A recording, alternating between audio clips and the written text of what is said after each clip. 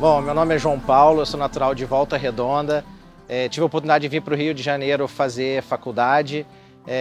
Como adolescente, eu sempre quis conhecer o mundo e me desafiar. Fiz uma faculdade de economia, tive a oportunidade durante 15 anos de trabalhar em grandes empresas como Nestlé, a Souza Cruz, que é do grupo BAT, e mais recentemente, antes de vir empreender no OCA, eu passei pela Raízen, né, no segmento de combustíveis, né, representado pelos postos Shell.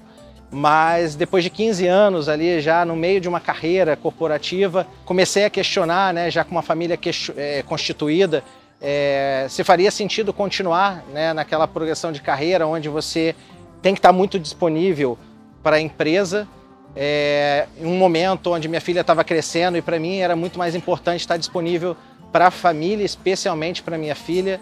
E surgiu a oportunidade de conhecer o projeto do OCA, onde além de atuar trabalhando, né, como Prolabore, também hoje eu faço parte do corpo societário, sou sócio dessa empresa que me orgulha muito.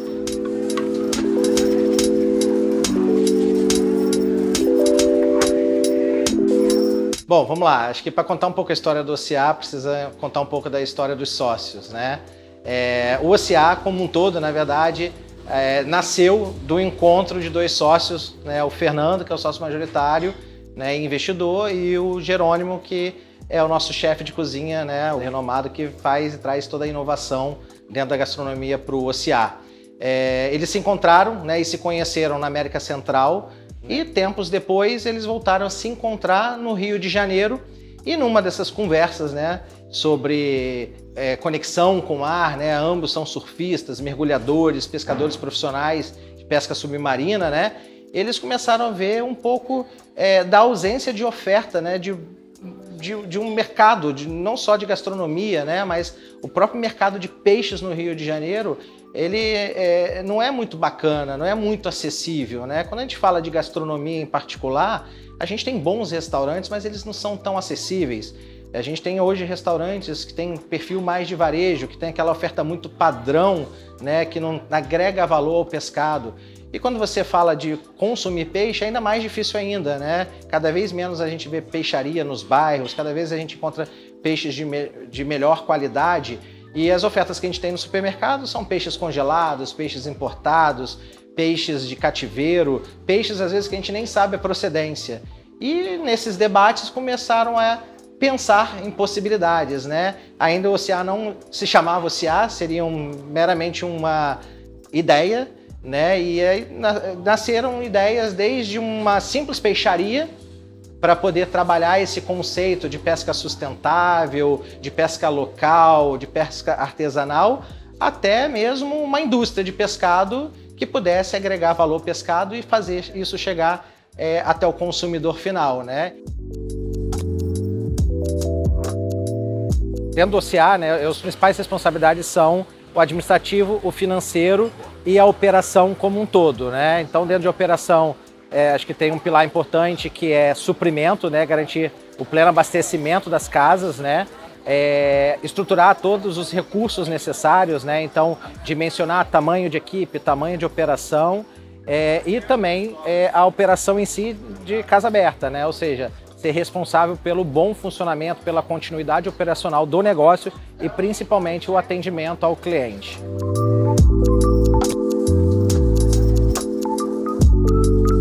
Eu fui perguntar para alguns donos de restaurantes, gerentes de restaurantes, né, como é que era a rotina, né? E o que a gente escuta do empreendedor de forma geral no Brasil é que o empreendedor não tem vida, que ele vive para o negócio, que ele fica 100% disponível.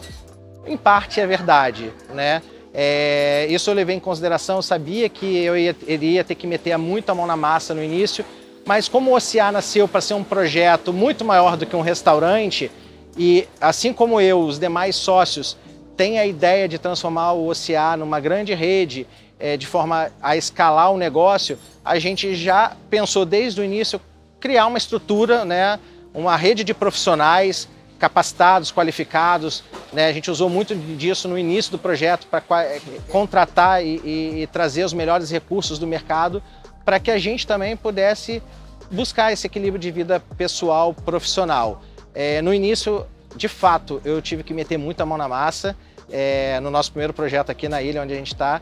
Eu fiquei praticamente durante 3 meses morando nessa casa, dormindo aqui, porque era fechando operação, fechando caixa, garantindo suprimento para o dia seguinte. Então foram 3 meses muito difíceis, onde eu de fato não tive vida. Mas com o desenvolvimento do negócio, com as pessoas certas no lugar certo, com os processos sendo bem definidos, por toda uma rede de apoio de parceiros que nós tivemos ao longo dessa jornada, hoje eu já consigo ter gestão do negócio de forma a trazer esse equilíbrio de vida pessoal e profissional.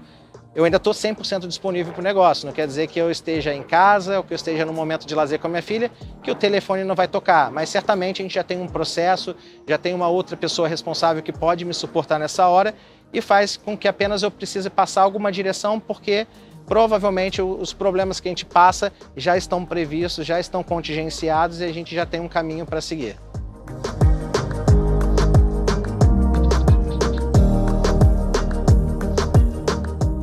Com isso, a gente começou a investir nos sistemas. Então, hoje eu tenho um sistema de DPRH, eu tenho um sistema financeiro, eu tenho empresas parceiras que dão suporte financeiro para a gente.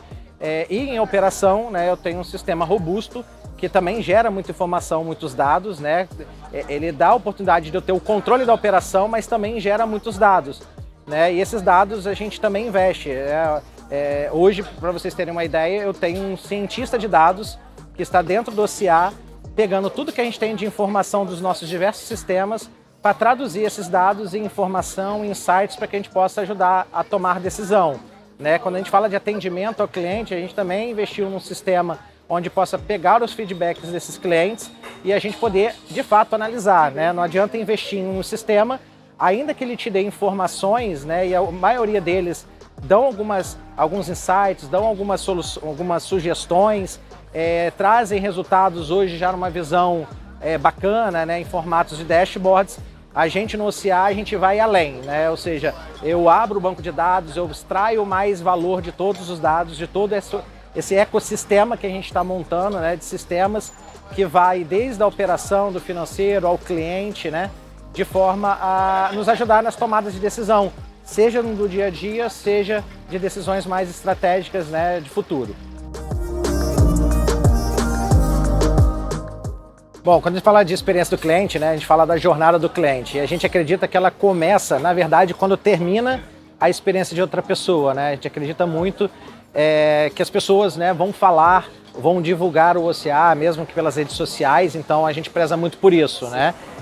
A gente investe também em treinamentos da nossa recepção, da nossa hostess, da nossa equipe no melhor atendimento ao cliente e o serviço ao longo da jornada dele dentro do restaurante, principalmente explicando, né, o que a gente faz, qual que é a nossa proposta de valor, tentando conectar ele, o cliente, né, a essência do que é o OCA, né, que é reconectar a pessoa ao consumo consciente do pescado, sustentável, através de uma pesca seletiva local, através da agregação de valor que a gente faz, né, fazendo aproveitamento do pescado, maturando ele, trabalhando esse peixe na brasa, né, até encerrar o ciclo dele com sobremesa, café, um serviço completo, né.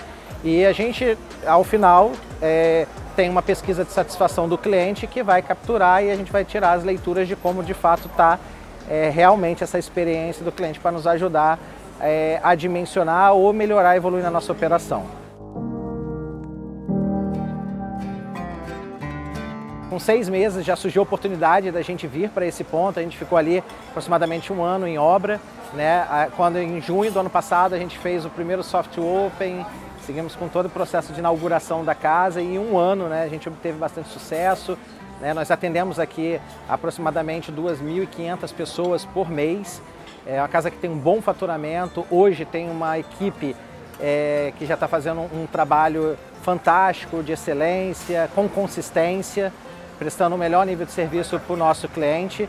É uma casa que tem como proposta ser o mais aberto possível, né? Mesmo você passando pela rua, você consegue ver o que está acontecendo lá dentro.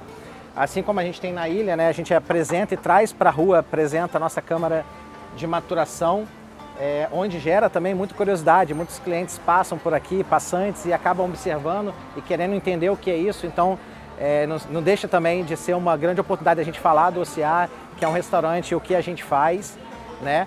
E dentro da casa a gente tem um bar aberto, uma cozinha aberta, sempre para poder tentar dar mais transparência para o nosso cliente daquilo que a gente faz.